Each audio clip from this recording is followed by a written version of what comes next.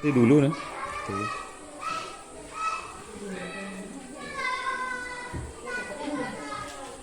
Kita mulai saja ya.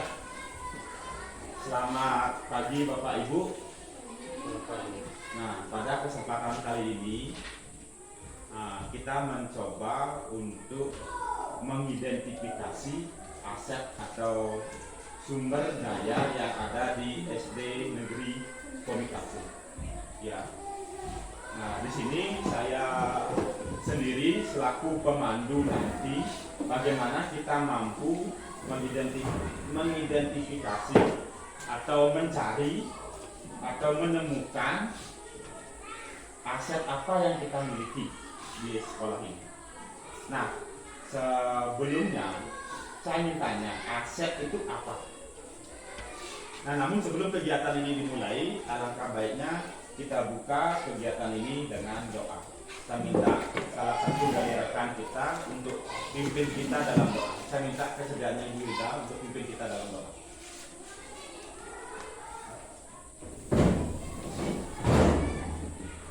Marilah kita berdoa. Dalam nama Bapa Tuhan Yesus. Puji dan syukur kami haturkan kepada-Mu ya Bapa atas berkat-Mu dan kehadiran-Mu pada pagi hari ini. Dan sekarang kami akan melaksanakan kegiatan kami, mungkin kegiatan kami sehingga boleh berjalan dengan baik. Ini doa kami sampaikan kepada-Mu lewat perantaraan Kristus Tuhan kami. Dalam nama Baik, terima kasih Ibu Hilda kesediaannya untuk pimpin kita dalam doa. Nah, aset atau modal kan sering kita kenal aset. Aset itu sebagai barang inventaris biasanya kita kenal. Nah, aset kalau menurut saya mintanya dulu, sepengetahuan Bapak Ibu, aset itu apa sih sebenarnya? Atau contohnya, contoh yang ada di sekolah. Yang kita beli misalkan kan biasanya kita bilang kalau di belanja dengan bos kita beli aset. Apa contoh yang sudah kita beli?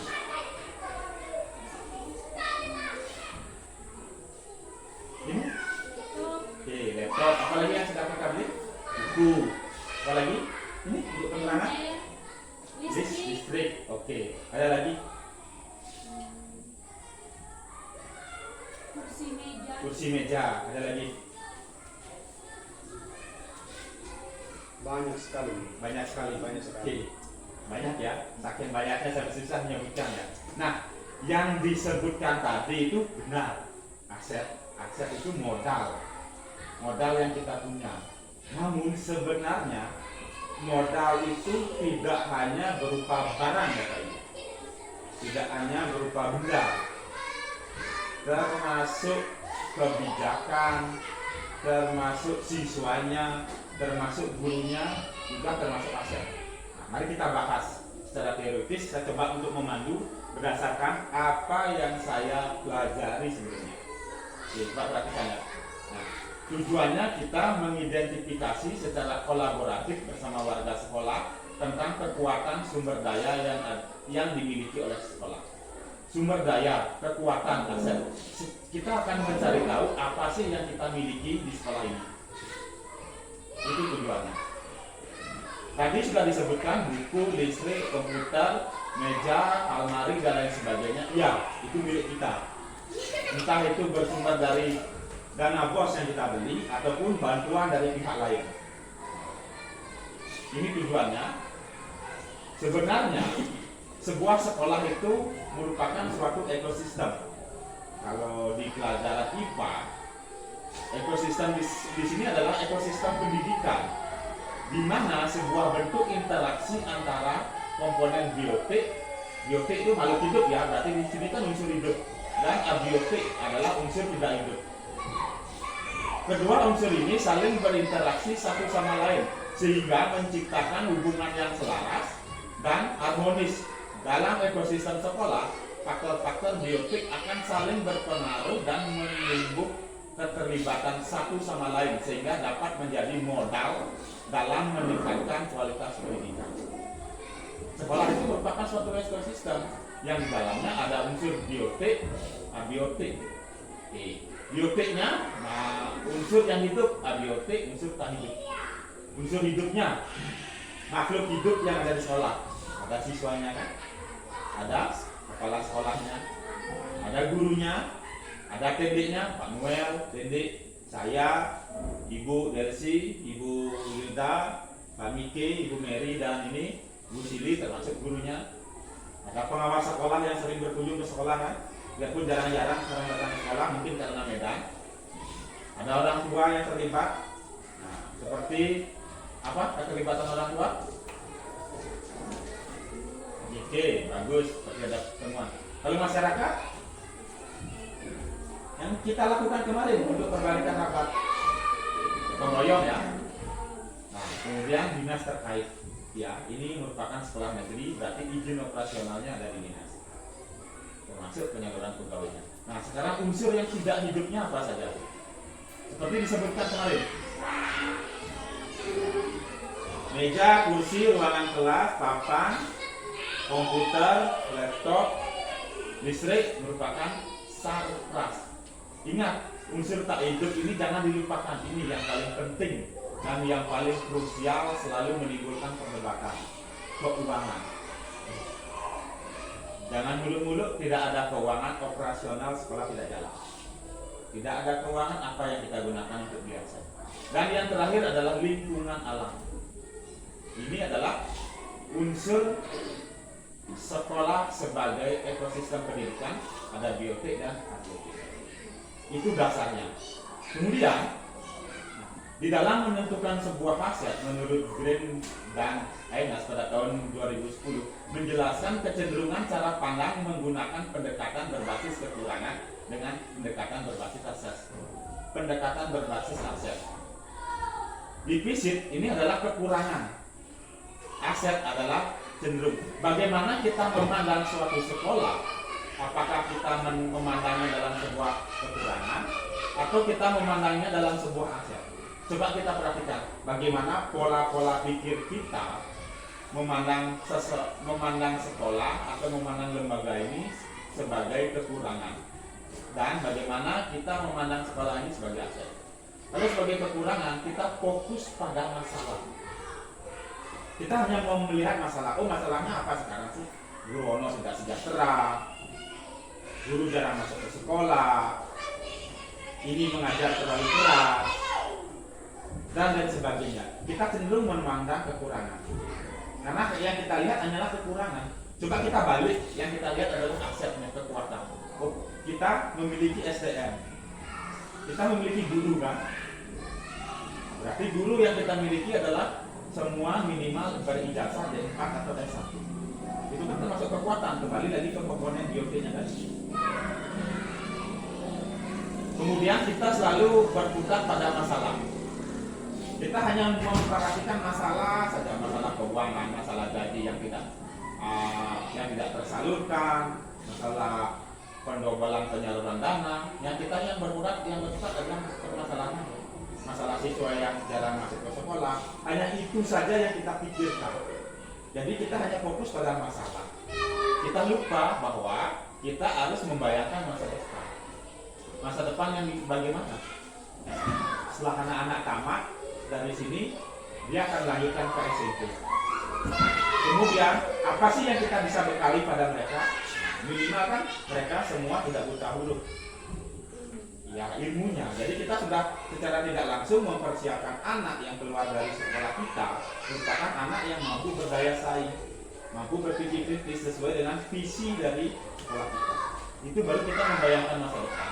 Nah, sekarang kita hanya mengidentifikasikan kebutuhan, hanya kekurangan.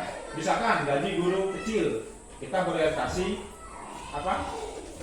menambah jumlah siswa, mencari-cari siswa. Padahal kita tidak berpikir tentang kesuksesan yang telah diraih. Apa sih reward yang sudah kita raih? Nah, ya kemudian kalau berpikir berbasis kekurangan, fokus mencari bantuan dari sponsor atau institusi lain. Nah, dari kekurangan kita coba mencari bantuan-bantuan dari pihak lain. Beda dengan kalau kita berpikir aset, kita mengorganisasikan kompetensi. Kita mengolah apa yang ada di sekolah.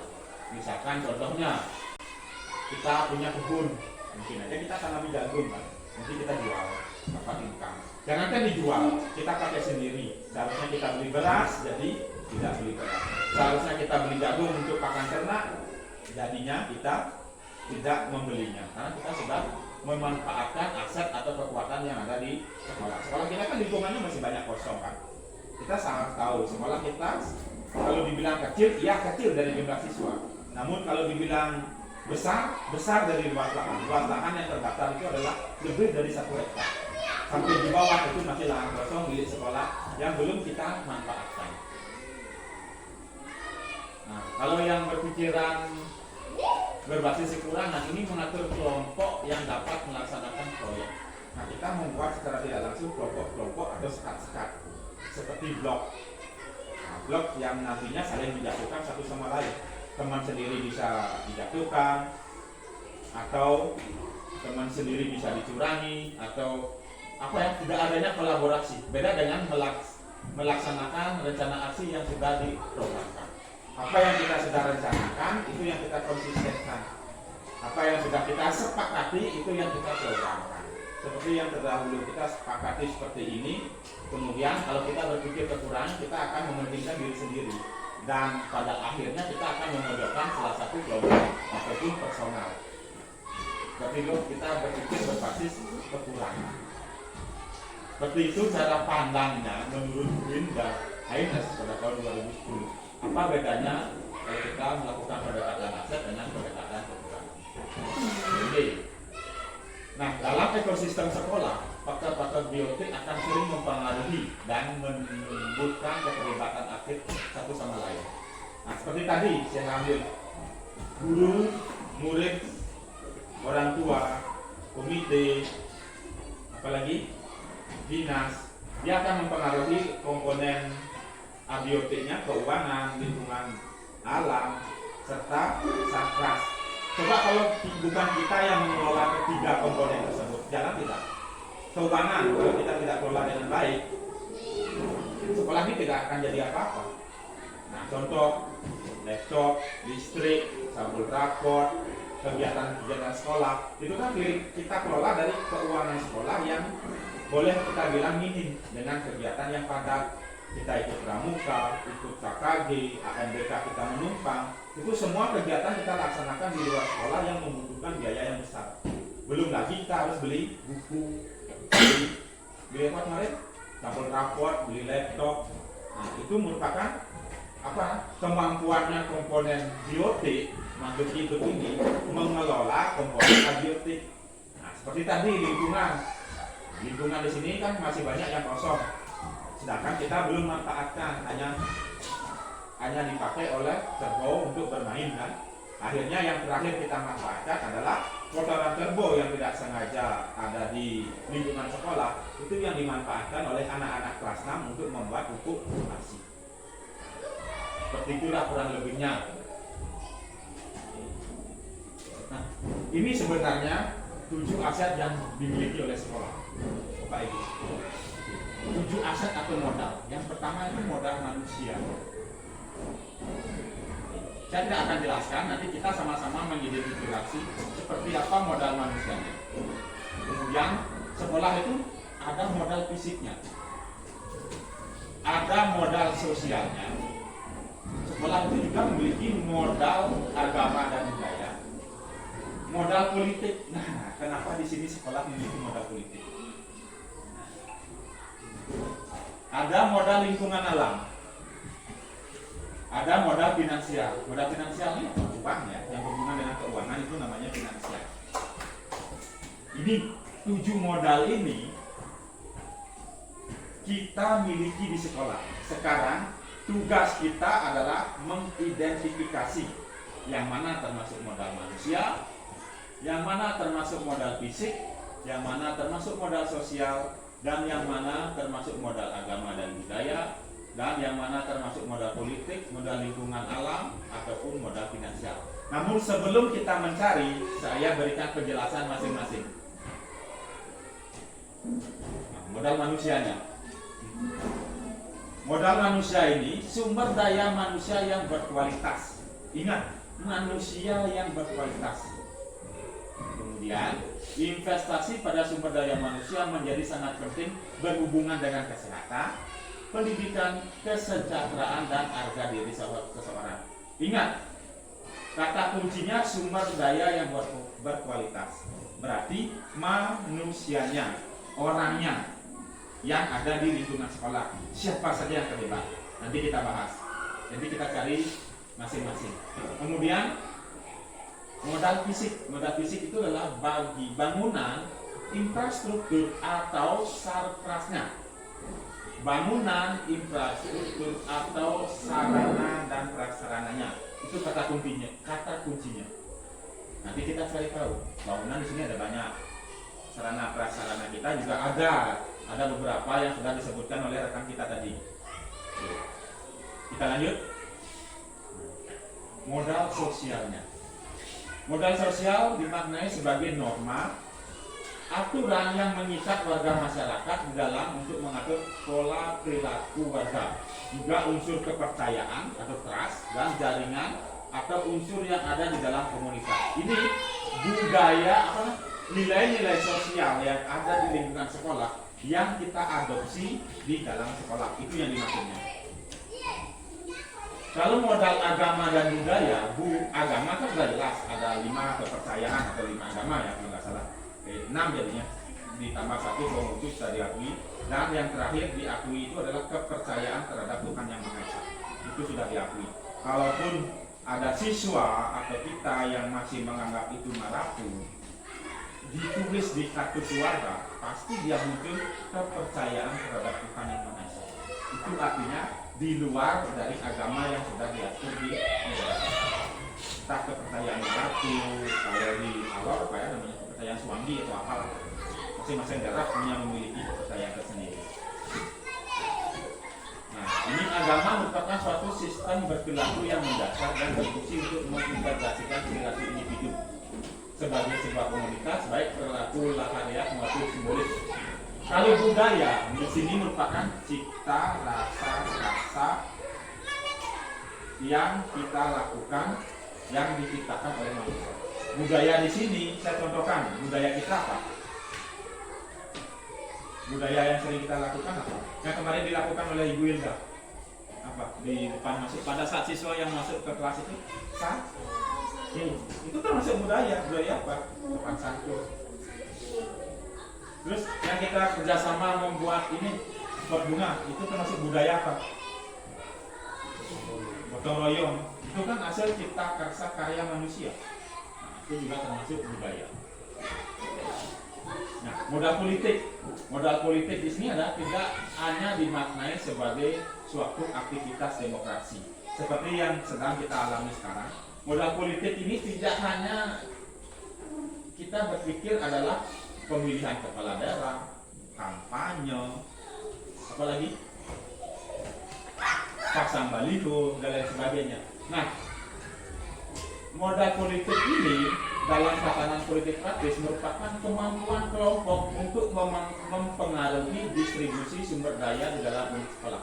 Bagaimana kita mampu memberikan pengaruh terhadap orang lain atau terhadap lembaga lain agar lembaga itu bisa berkontribusi terhadap masyarakat atau lembaga kita.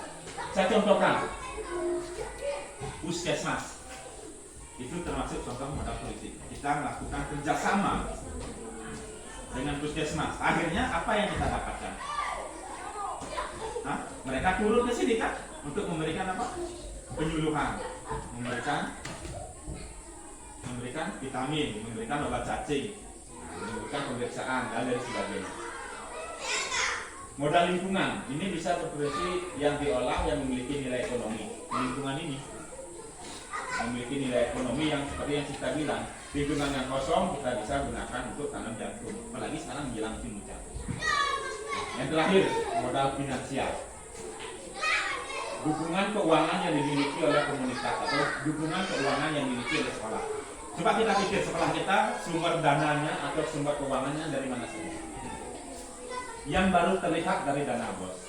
Kalau mau kita kreatif, kita bisa mencari sumber dana atau finansial yang lain. Misalkan modal usaha. Seperti yang dicontohkan tadi, kita tanam jagung jual dapat uang kan, itu juga termasuk modal finansial. Oke, itulah pengertiannya dari ketujuh modal ini yang ada di sekolah. Sekarang tugas kita mengidentifikasi apa saja. Sekarang identifikasi tentang modal manusia. Saya bantu dari sini.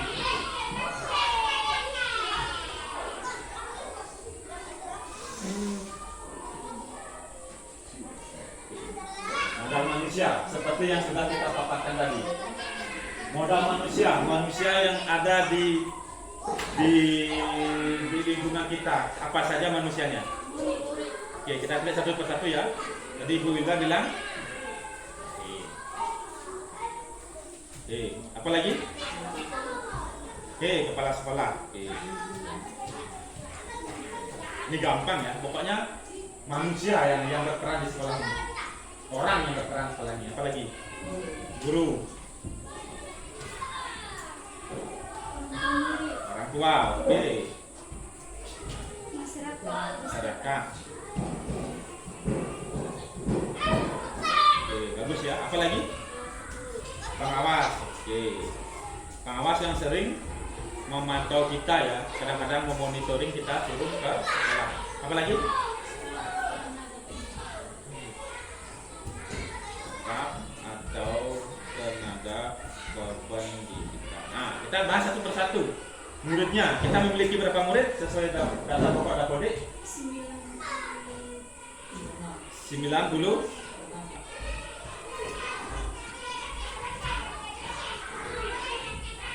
Kepala sekolah, kita memiliki berapa kepala sekolah? 1 kepala sekolah.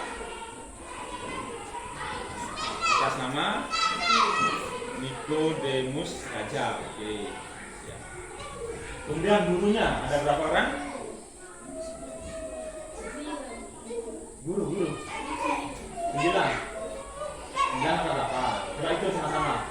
Saya, Ibu Hilda, Ibu Delsi, Ibu Sili, Pak Miki, Ibu Mary, Ibu Nina, bukan ya? Masih skapelnya Dedek. Ada berapa? 7 ya.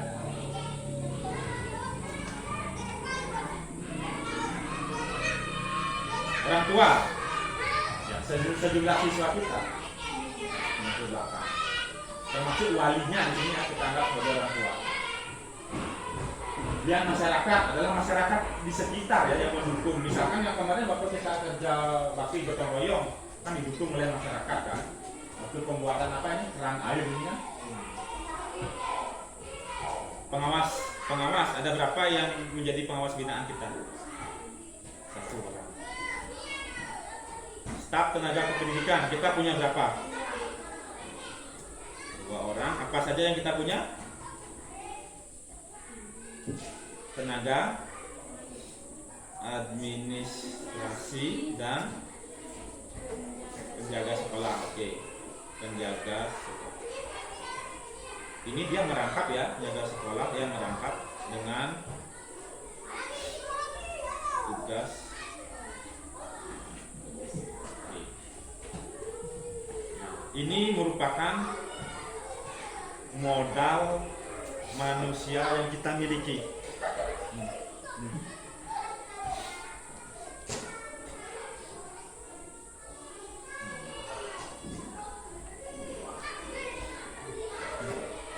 Ada murid 98 orang. Ini aset ya Bapak Ibu. Jadi secara tidak langsung kita sudah memahami manusia ini termasuk modal. Kenapa seperti itu? Coba bayangkan sekarang, tidak ada murid. Mungkin nggak sekolah itu bisa berjalan? Mungkin nggak. Kita balik. Oke, tidak ada guru. Siapa yang mengajar? Itu. Tidak ada pengawas. Siapa yang mengajar? Sambil makan Bapak Ibu, sambil minum.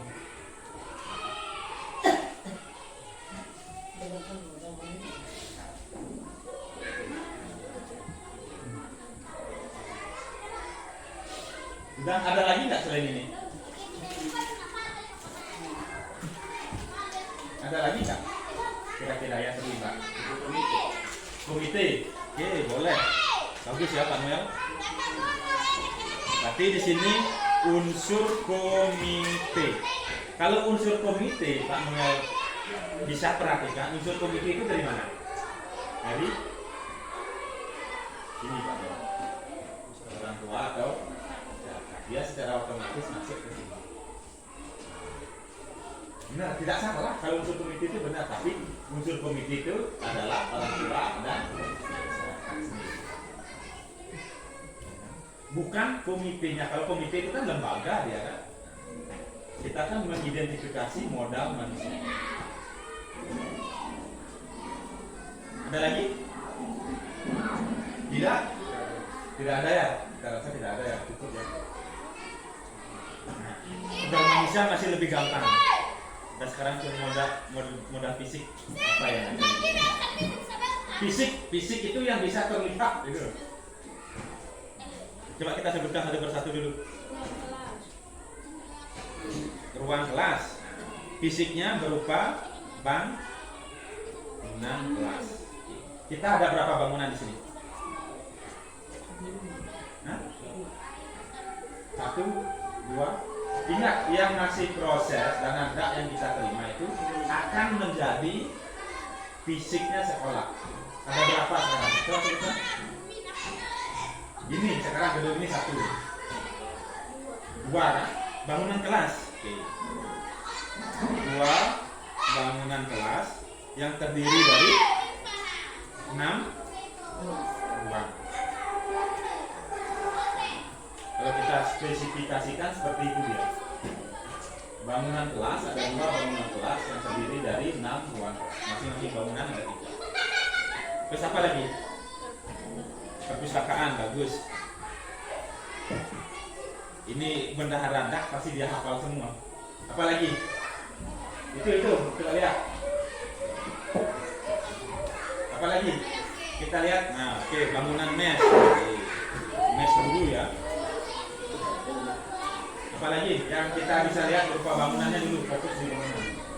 Nah, ruang guru. Oke. Apalagi? Ayo Ibu bendahara dak hafal semua pasti. UKS. Apalagi?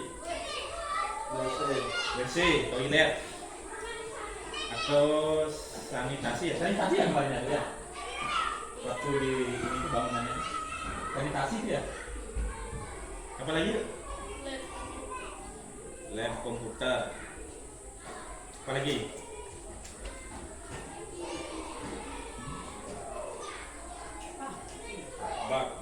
Bak air, oke. Bak dan tandon air. Apa lagi? Ini kalau saya ya pasti tidak diperhatikan.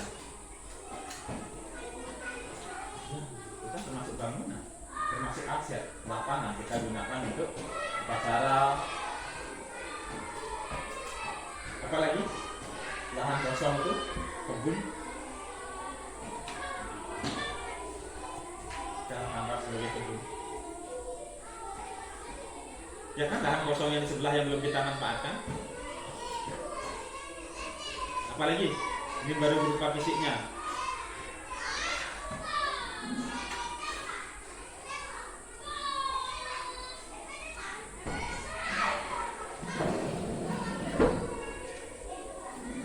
Spasi.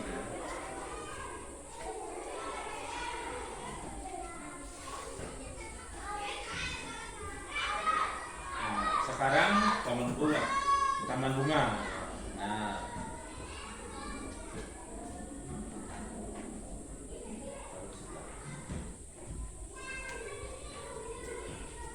apalagi banyak nih fisiknya. Kita cari dulu. Ini baru berupa gedung. Sekarang sarprasnya belum. Sarpras yang kita miliki. Nah, ini saya contohkan meja, kursi, almari, papan. Nah, bagus.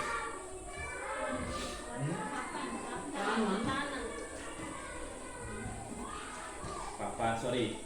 Nah, yang berupa mobiler ya. Nah, kita fokuskan mobilernya apa dulu? Almari, meja, kursi. Ini meja guru dan meja siswa ya.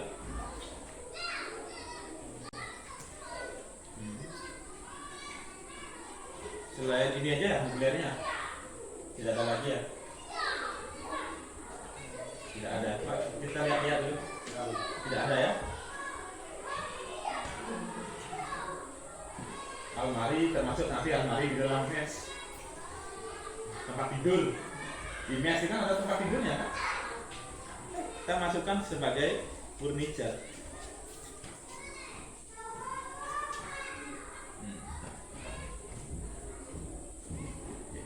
Kita cukupkan sambil jalan. Sekarang barang elektronik, ya, termasuk satra juga, apa saja yang kita miliki. Lihat, oke.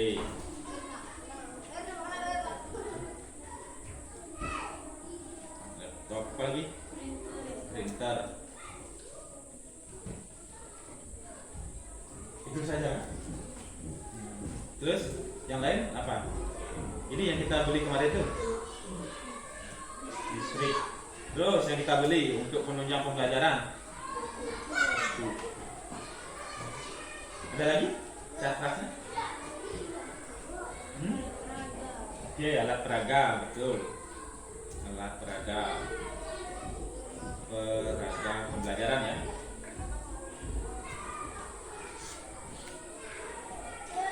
Ini kalau modal fisik itu gampang kita terlihat. Nanti yang susah 5 modal belakangnya. Cukup? Atau ada lagi?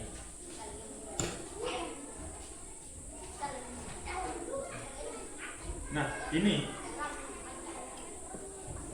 modal fisik itu termasuk bangunan dan sarprasnya.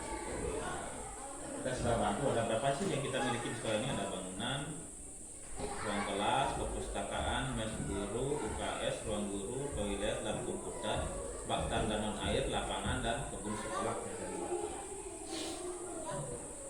Ini fisik yang kita miliki. Secara tidak langsung setelah kita identifikasi ternyata kita banyak punya aset.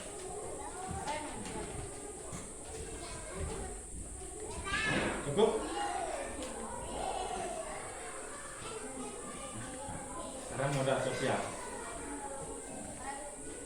Coba kita lihat pengertiannya sebelum kita mengidentifikasi. Kita lihat dulu pengertian modal sosial itu seperti apa kembali. Norma atau aturan yang mengikat warga masyarakat yang ada di dalamnya dan mengatur pola perilaku warga. Nah, apa nih norma-norma? Coba sebutkan satu.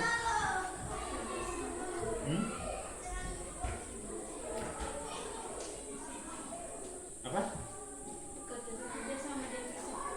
Ini betul sekali ya, dari Bu Ilda. Kerjasama dengan kesehatan. Dalam hal ini adalah puskesmas, rada mata. Nyambung ya rada mata ya. Ini terkait apa Bapak Ibu? Terkait penyuluhan kesehatan, lagi ada pendistribusian vitamin ya, vitamin, obat cacing, serta imunisasi. Ini dilakukan setiap yang kalian kerjasamanya setiap sebulan ya, kan 2 bulan ya. Dilakukan setiap 2 bulan sekali.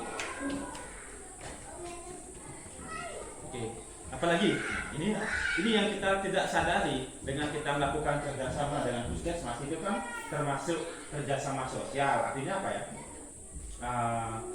Komponen sosial yang kita dapatkan itu berupa pelayanan kesehatan secara gratis kan. Kita di sekolah itu tidak usah bayar, malahan mereka yang datang sendiri, mereka yang bawa vitamin sendiri, membawa obat sendiri, dan membawa tenaga kesehatan sendiri. Nah itu juga termasuk kerjasama dengan puskesmas rada mata. Bagus sekali ya. Apa lagi?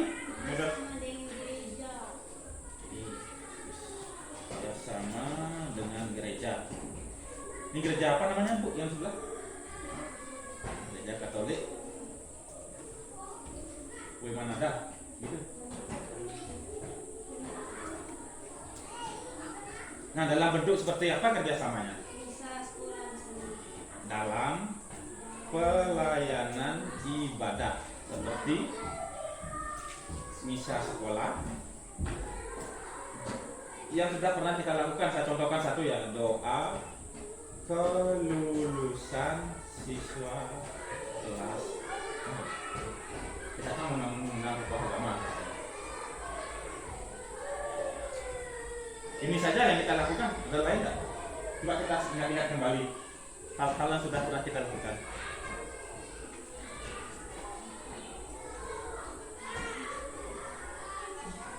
Ini saja, Pak. Ini saja ya. Kalau dengan ini aparat desa ada tidak yang sosialnya? Ini bantuan ini air pipa kita dapat kemarin. Bantuan pipa. Iya kan kemarin kan bantuan pipa air bersih, biarpun airnya macet kan dari mana itu? Kan dari aparat desa.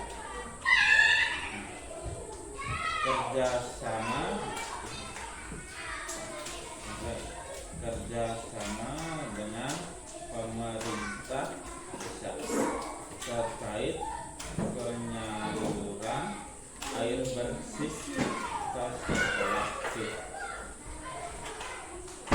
Benar ya? Ini kan diserahkan langsung oleh Bapak Kepala Desa waktu itu. Ada lagi? Tidak ada ya? Itu saja ya?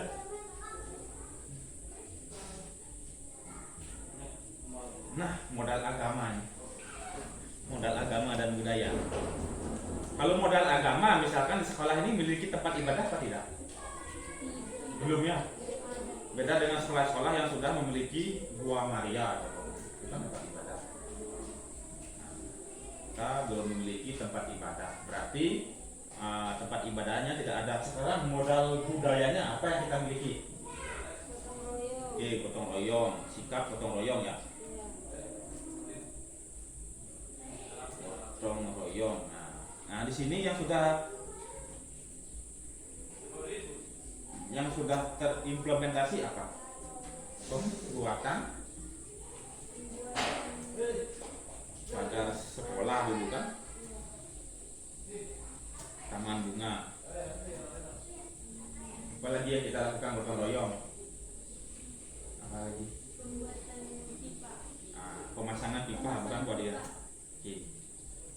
Pemasangan pipa air bersih. Terus apa yang pernah kita lakukan gotong royong yang melibatkan warga sekolah? Rapat jalan.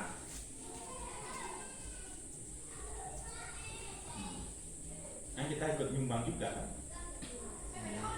Ikut berpartisipasi. Apa lagi? Itu saja ya. Ini pembuatan apa ya, jalan yang untuk ke WC ini Pak?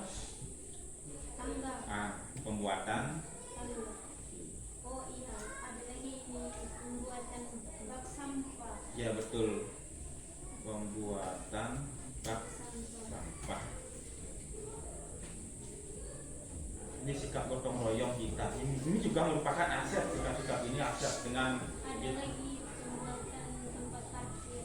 benar, pembuatan tempat parkir. Jadi tempat parkirnya secara otomatis menjadi aset sekolah dalam modal fisik. Juga ada objek fisiknya. Bagus sekali ya Ibu. Apalagi sikap gotong royong yang sudah pernah kita implementasikan? Oh iya, rapat lapangan.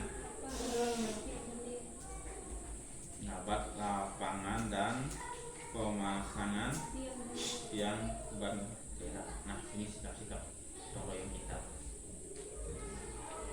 Banyak sih sebenarnya, kita membuat pagar dulu kan. Terus? Ada sikap sopan santun. Contohnya seperti apa? Coba.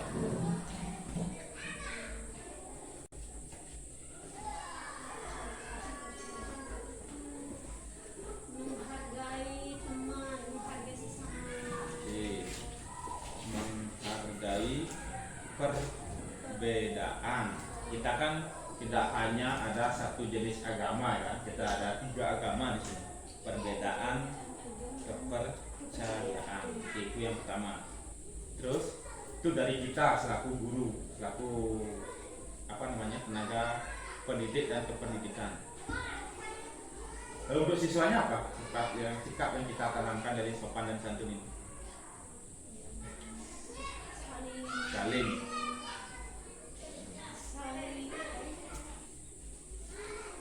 Saling menyayangi sesama teman. Oke. Yang kita tumbuh kembangkan terhadap anak yang kita sering lakukan setiap hari. Ini modal agama sebenarnya apa ya? Modal saling membantu. Saling membantu.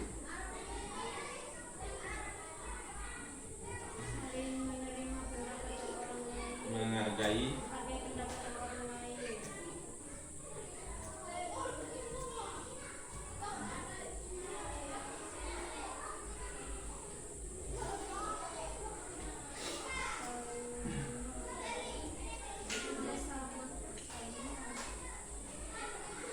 ini sikap sopan santun, apalagi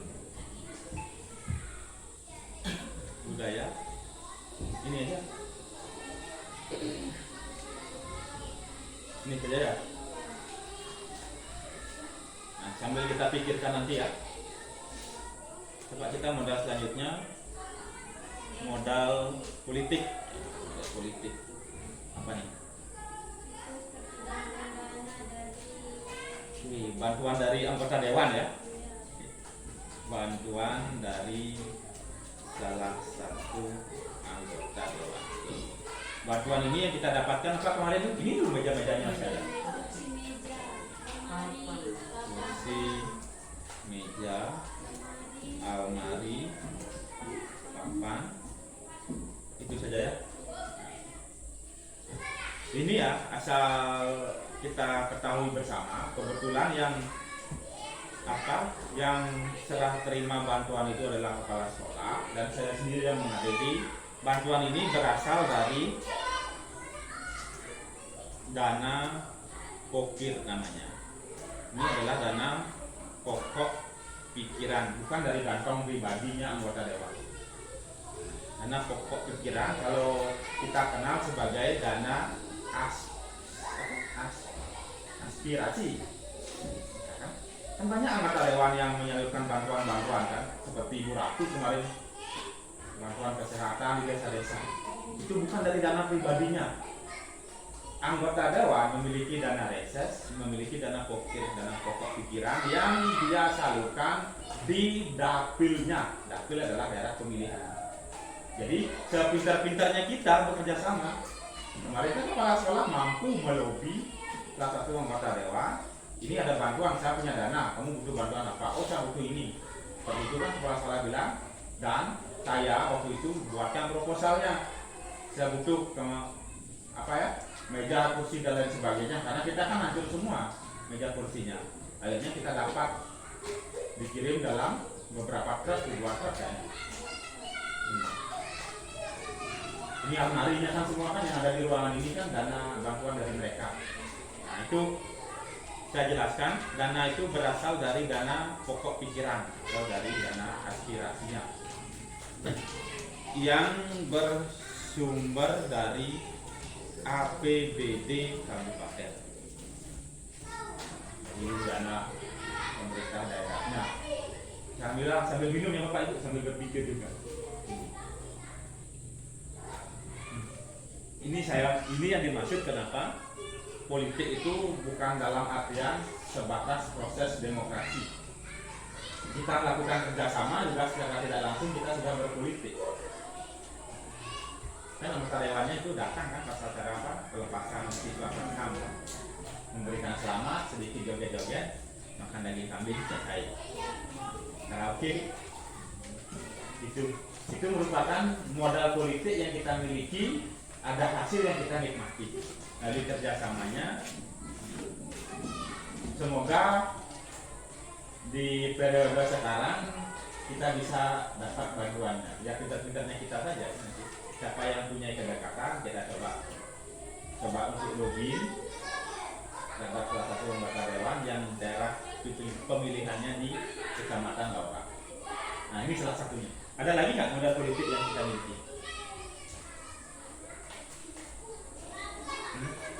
Kerjasama dengan pendidikan. Oke, kerjasama sama dengan dinas. Apa yang kita dapatkan? Yang sudah kita dapatkan? Sakra. Benar kata Ibu Mary, yang kita dapatkan gedung kemarin. Ini yang kita dapatkan apa? Bantuan tak fisik berupa gedung apa? Gedung sekolah, gedung belajar ya. Oke, apa? Mes guru. Apa yang kita dapat kemarin? Uang guru, oke. Perpustakaan,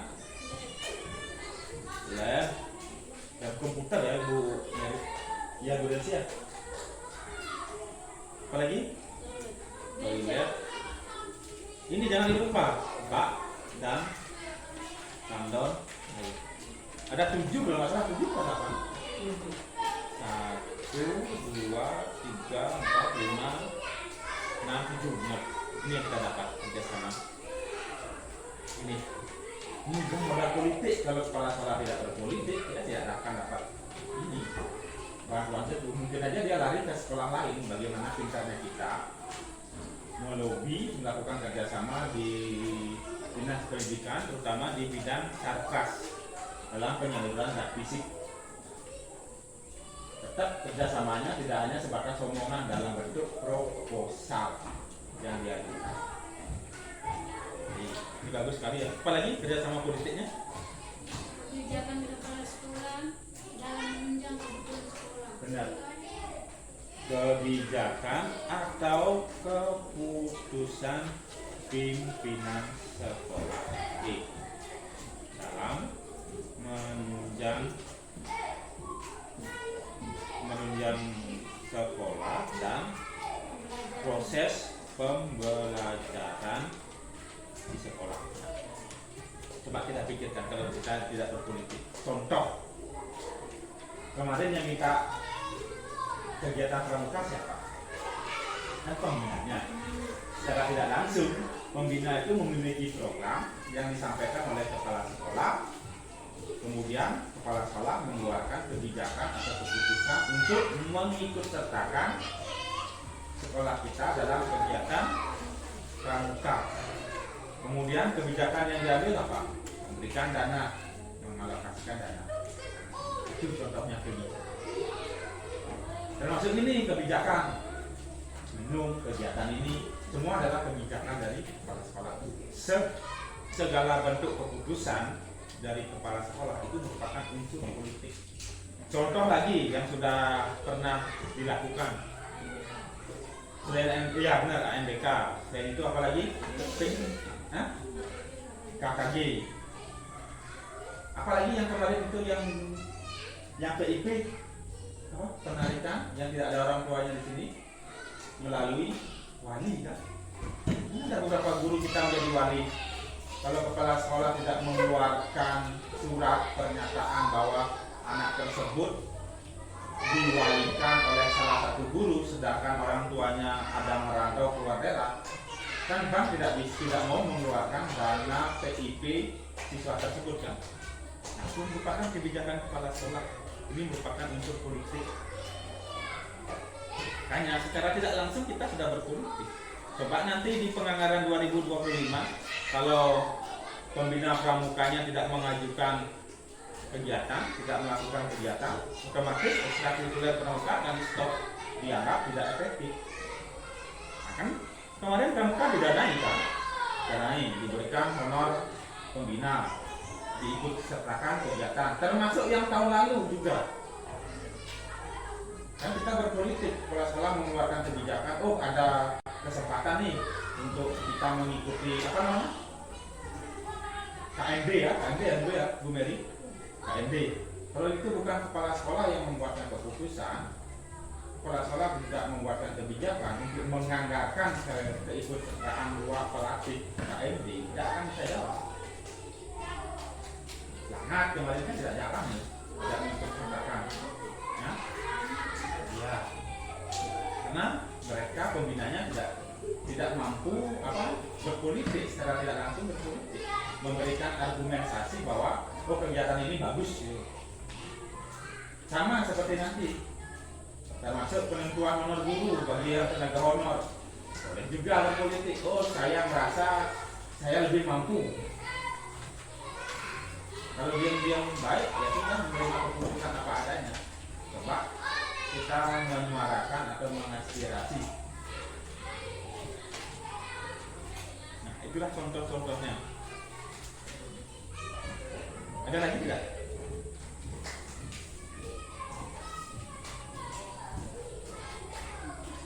Itu. Nah, sekarang modal lingkungan. Lingkungan dimaksud di sini adalah lingkungan yang di sekitar sekolah ya, yang kita bisa manfaatkan apa saja.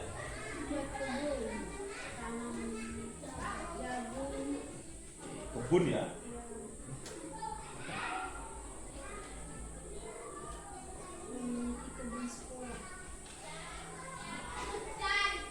Berdekatan dengan kebun sekolah yang dimanfaatkan sebagai sumber belajar. Nah, kemarin siapa yang mengajari ekosistem? Dia kan belajar di luar sekolah. Saya contohnya kemarin. Nah, mengajarkan tentang tumbuhan, mengajarkan tentang hewan. Apa lagi? Lingkungan?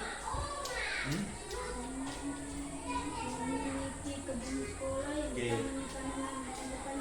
Dekat dengan kebun, lebih spesifikasi kebun mente ya, yang dimanfaatkan untuk proses belajar mengajar. Nah ini, nah secara tidak langsung kita sudah memanfaatkan modal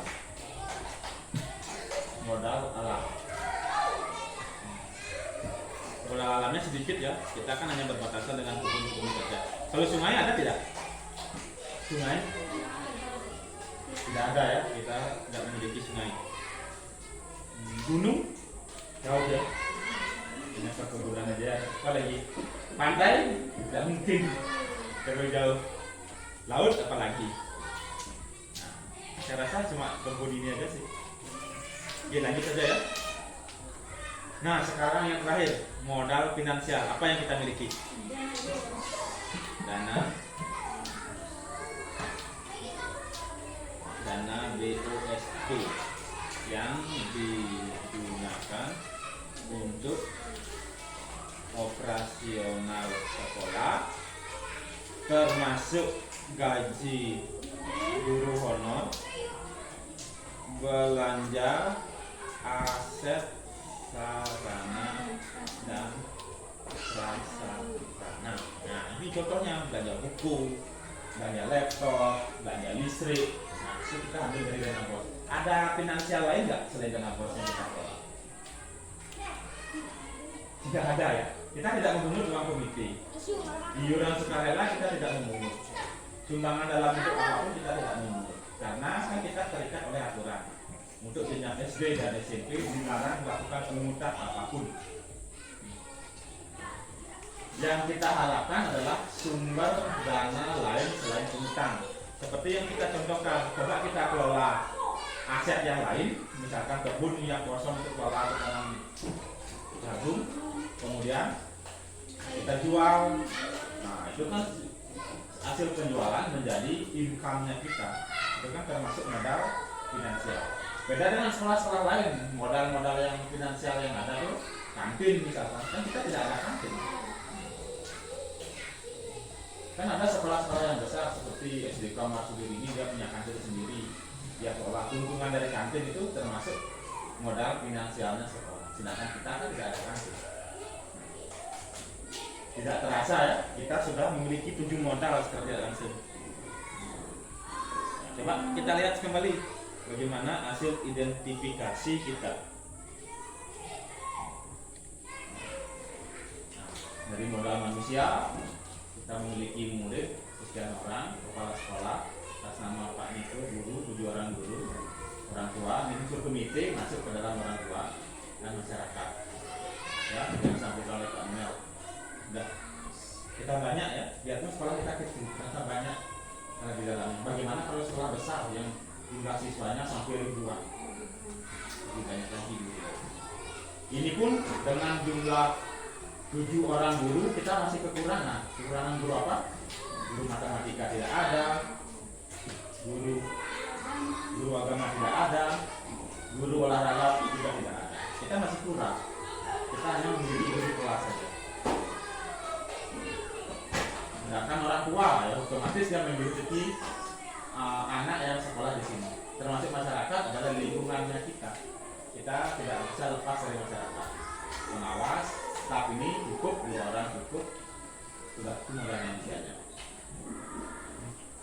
Modal fisik secara tidak langsung kita banyak punya gitu. Biarpun ini masih proses pembangunan, kan sudah tinggal finishing saja. Ini yang kita dapat dari bantuan tak. Nah, bantuan kita sekolah berpolitik menghasilkan aset bangunan kelas, perpustakaan, bus guru, ruang guru, IPS, toilet, lab komputer, dan bak tambah air. Ini merupakan modal yang berasal dari modal politik yang kita dapatkan menjadi aset modal fisik berupa zat fisik yang prosesnya akan segera selesai.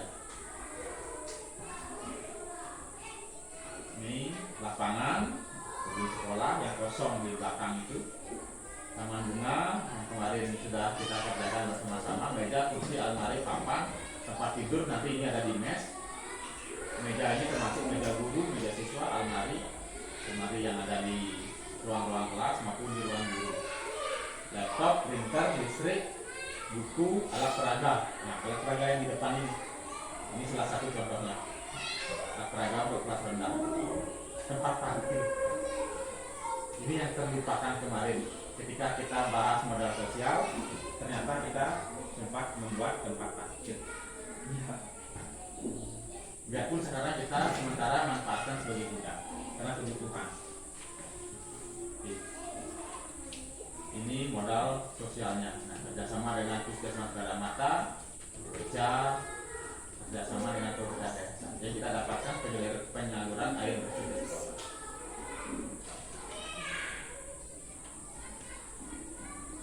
Aspek modal agama dan budayanya, sikap gotong royong, sikap sopan santun. Kemudian modal politiknya ini, dinas pendidikan ini, yang kemudian tadi kita bahas bantuan dan fisik gitu. Nah ini kebijakan. Ini sebenarnya secara tidak langsung kita berpolitik praktis.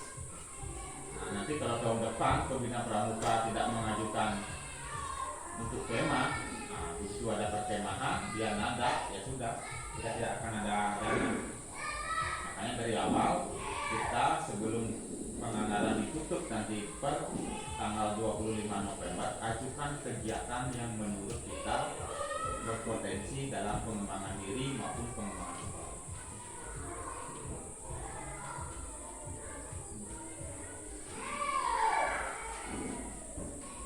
Nah, lingkungan atau alam yang berkaitan dengan kebun sekolah, kebun jambu. Ini kebun jambunya milik warga ya. Ini baru milik sekolah. Nah, ini yang terakhir modal. Kita sekolah SD tidak terlalu banyak, terutama dalam fisik. Beda dengan SMA, SMK. Mungkin aja ini ada dana komite, sumbangan orang tua, sumbangan tetap atau santunan dan lain sebagainya. Ada kantin, ada koperasi. Baik, Bapak Ibu. Nah, sekian yang kita bahas ya. Berarti di sini setelah saya melakukan pendampingan, ternyata kita sudah mampu mengidentifikasi 7 aset yang ada di sekolah. Ya. Nanti 7 aset ini kita gunakan sebagai bahan pengembangan sekolah. termasuk kesejahteraan guru maupun siswa. Ada pertanyaan? Tidak ada? Pas? Pas, baik. Nah, kita harapkan bersama-sama kita bisa berkolaborasi satu sama lain dalam memanfaatkan aset yang ada di sekolah. Oke, hasil dari sini kita harapkan mampu bersama-sama mengelola aset dalam hal pengembangan sekolah. Sekian pendampingan dari saya ucapkan banyak terima kasih dan kita tutup dengan doa. Kami kita doa penuh. Rekan-rekan sekalian, sebelum kita mengakhiri kegiatan kita pada pagi hari ini, saya akan melakukan pikiran kita untuk menghadap firman Allah. Izinkan saya mengikuti ini menurut ajaran agama Katolik. Marilah kita berdoa. Dalam nama Bapa, Putra dan Roh Kudus. Allah Bapa, Allah Putra dan Roh Kudus, Allah Sang Pemberi nafas kehidupan. Pada hari ini ya Bapa, rekan-rekan guru berkumpul di tempat ini untuk membahas tentang aset sekolah. Sekiranya apa yang kami bahas pada hari ini semuanya sesuai dengan kehendak dan sesuai dengan rencana. Inilah doa yang singkat kami sampaikan melalui perantaraan Yesus Kristus Putra dan Juru Selamat kami yang hidup dan berkuasa kini dan sepanjang segala masa. Dalam nama Bapa, Putra dan Roh Kudus. Thank you.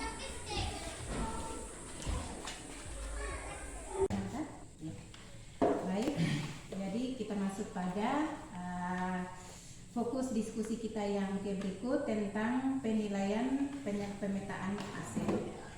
Nah, jadi kemarin apakah sudah dilakukan pemetaan aset di sekolah, diskusi di sekolah? Siap, sudah dilakukan bersama rekan-rekan guru. Siapa saja aktor yang terlibat dalam proses pemetaan aset yang dilakukan? Yang terlibat itu kepala sekolah, semua guru, ada perwakilan siswa dan perwakilan dari komite yang diwakili. Ya, kebetulan kami hanya jumlahnya sedikit, jadi ya seadanya. Oke. Tapi sudah terwakili semuanya. Sudah terwakili semua. Dan juga kami merupakan sekolah kecil juga Ibu. Apakah buat nutulennya ada hasil pemetaannya? Ada Ibu. Kami langsung. Gini kami strateginya Ibu. Pertama, saya menyiapkan materinya dulu dalam bentuk slide PowerPoint terkait 7 modal secara teoritis, dari modal manusia, modal fisik, modal lingkungan, modal agama dan budaya, modal politik serta finansial. Kemudian dari modal tersebut baru kita identifikasi satu persatu, yang mana termasuk modal manusia, yang mana masuk modal fisik sampai ke modal finansial, seperti itu. Jadi itu proses yang dilewati. Jadi diawali dulu dengan ada sosialisasinya dulu. Iya. Setelah itu dilanjutkan dengan diskusi melakukan pemetaan. Berarti dalam diskusi pemetaan itu semua yang hadir itu terlibat untuk memetakan. Iya betul. Saya mulainya dari ekosistem sekolah, komponen biotik, komponen abiotik, agar apa? Tujuannya mereka tuh biar terfokus ke arahnya dari mana sih kita memulainya. Kemudian saya lanjutkan tentang teori kekurangan dan teori kekuatan, agar mereka tuh bisa merubah pola pikir sedikit bahwa kita itu mengidentifikasi sebuah aset itu beranjak pada modal kekuatan, bukan kita berdasarkan atas pesimis. Dari situ baru saya lanjutkan ke 7 aset atau 7 modal, saya paparkan secara teoritis. Dari itu baru kita sama-sama identifikasi apa sih yang masuk modal sosial, di mana termasuk modal politik sampai ke modal finansial. Baik, terima kasih. Dari ini kita berproses dengan melihat kekuatan sekolah kita. Kalau selama ini kan kita lebih memprioritaskan apa yang kurang, apa yang tidak ada. Ya, baik, itu luar biasa sekali. Dalam proses diskusi pemetaan aset ini kira-kira apa saja kendala dan tantangan yang Pak temukan pada saat mengidentifikasi sumber daya sekolah dan bagaimana mengatasinya? Kendalanya mungkin karena kami diberikan jadwal yang mepet, kemudian kami juga sudah melakukan undangan, namun tidak sesuai yang kami harapkan yang datang. Seharusnya si A yang datang malah diwakilkan. Itu yang pertama. Kemudian tantangan yang kedua, saya harus merubah pola pikirnya rekan-rekan, pola pikirnya masyarakat bahwa aset itu tidak hanya berupa barang yang selama ini kita beli dari dana bos, dan mereka tuh hanya berpikiran aset itu hanya sebatas contoh ya, kita beli laptop berarti asetnya adalah laptop, kita punya dapat bantuan dak kemarin, berarti asetnya adalah gedung itu saja, padahal ada hal-hal yang lain di luar itu. Itu kemudian solusinya yang seperti yang saya paparkan tadi, saya berarti harus merubah pola pikirnya mereka, memberikan dasar atau filosofi bagaimana ekosistem sekolah itu, apa saja yang ada di dalam ekosistem tersebut, dan bagaimana keterkaitannya. Baru saya lanjut merubah cara pandang mereka bahwa kita menilai suatu lembaga, menilai suatu sekolah itu berdasarkan kekuatan yang dimiliki oleh sekolah, bukan berdasarkan atas kekurangan semata yang dilihat secara kasat mata. Dari situ makanya saya buat solusinya, ya saya paparkan dulu, baru saya ajak mereka untuk edukasi. Luar biasa sekali. Bagaimana perasaan Pak Putu ketika berhasil mengidentifikasi sumber daya sekolah? Pertama, saya merasa ya bahagia, bersyukur karena apa yang saya rencanakan itu berhasil. Kedua, saya merasa tertantang karena bagaimana saya harus mampu untuk merubah pola pikir teman-teman dalam waktu yang singkat yang disediakan hanya dalam waktu kurang dari 1 jam. Bisa cerita. Luar biasa sekali. Terakhir, apa pertimbangan Pak dalam menentukan sumber daya sekolah? Yang menjadi pertimbangan saya yaitu kita harus beranjak dari pola pikir berbasis kekuatan, bukan berbasis kekurangan. Jadi secara tidak langsung yang selama kasat mata kita lihat SD Negeri Komikato adalah sekolah yang kecil, sekolah siswanya sedikit, dengan fasilitas yang masih segitu aja, apalagi sekolah baru. Saya menginginkan itu mereka itu tidak membuat suatu perbandingan atas sekolah yang selama ini mereka lihat megah seperti sekolah yang ada di kota. Jadi dengan pola pikir yang berubah, saya harapkan guru-guru saya mulai berpikir atas kekuatan, bukan atas kekurangan. Berarti kita berpikir atas rasa percaya diri, atas dasar kemampuan, bukan atas dasar pesimisme. Luar biasa sekali. Jadi mudah-mudahan setelah mengajak teman-teman guru untuk melakukan pemetaan aset, mungkin yang awalnya selalu merasa, sekolah kita ada di daerah ini, perjalanan menuju ke sekolah kita itu rumit, kemudian ketersediaan segala sesuatu di sekolah kita sangat minim. Mudah-mudahan itu akan terbalik menjadi guru-guru lebih melihat kekuatan-kekuatan yang ada di sekolah itu, sehingga dengan begitu guru-guru akan semakin termotivasi untuk melaksanakan tugasnya, terutama melakukan setiap hal yang bisa berdampak pada siswa di sekolah kita. Ya, baik. Ya, sebenarnya sih banyak potensi yang bisa kita kembangkan dari hal-hal tersebut, misalkan bagaimana kita menjalin memanfaatkan suatu budaya contohnya yang bisa kita masukkan dalam pembelajaran. Itu kan secara tidak langsung sebelumnya mereka tidak sadar bahwa itu juga merupakan aset budaya yang bisa kita warisi dan bahkan kita implementasikan pada pelajaran sehari-hari. Contohnya ya tari boneka tadi. Dan benar, kalau mau dilihat potensi di Komikato itu untuk budaya itu di sana itu sangat luar biasa dibandingkan dengan sekolah-sekolah di kota. Kemungkinan jika kita bukan mau membandingkan, tetapi bahwa kenyataannya ketika anak-anak di kota disuruh mungkin untuk menari, untuk ronggeng atau untuk pukul gong, mungkin 1-2 orang yang bisa. Bisa jadi anak-anak di SD Komikato itu punya keahlian untuk pukul gong, untuk menari, untuk ronggeng yang berhubungan dengan budaya, dan itu adalah potensi luar biasa yang bisa dikembangkan. Satu lagi Bu, pada saat setelah identifikasi mereka tuh tahu bahwa lingkungan di sekitarnya atau lingkungan di sekitar sekolah itu bisa dimanfaatkan dengan baik.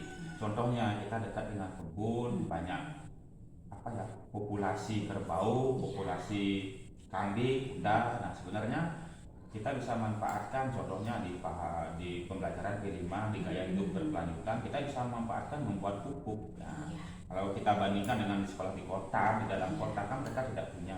Hasil mereka harus mencarinya dengan susah payah. Sedangkan kita sudah tersedia, tinggal manfaatkan dan diolah. Itu sih sempat menjadi bahan pertimbangan. Oke, baik. Luar biasa sekali. Dan mungkin saat ini saya juga ingin melakukan diskusi dengan salah satu rekan gurunya Kak Putu yang terlibat dalam diskusi kemarin. Mari Ibu, silakan. Ibu, Silakan. saya ikut dulu. Saya ikut juga. Jadi ini tadi kami ada berdiskusi tentang pemetaan aset yang sudah dilakukan, diskusi pemetaan aset yang sudah dilakukan di sekolah ini, yang dipandu oleh Pak Iputu sebagai CDP kami untuk angkatan 11 ini. Apakah dalam diskusi kemarin, apakah Ibu terlibat? Nah, terlibat ya? Berarti salah satu guru yang terlibat itu Ibu guru ya? Ya, baik. Nah, di sini saya ingin sedikit mendengarkan cerita dari Ibu, bagaimana proses yang dilewati kemarin sehingga Ibu dapat menemukan atau mengidentifikasi sumber daya yang ada di sekolah ini. Ya, kemarin Pak Putu menerangkan tentang 7 aset yang ada di 7 aset secara teoritis. Jadi ada sosialisasinya dulu ya? Ya. Terus dilanjutkan dengan diskusi untuk menentukan 7 aset yang ada di sekolah. Itu ada 7 aset, itu aset pertama manusia, aset kedua visi, ketiga itu sosial, keempat agama dan budaya, kelima lingkungan, keenam politik, dan ketujuh finansial. Ya, baik, luar biasa. Pada saat mengidentifikasi ketujuh aset itu, kemudian memetakan semua sumber-sumber daya yang ada di sekolah ini, apakah masing-masing itu sudah ditemukan? Misalnya aset manusia itu contohnya apa? Apakah itu sudah ada? Sudah ada.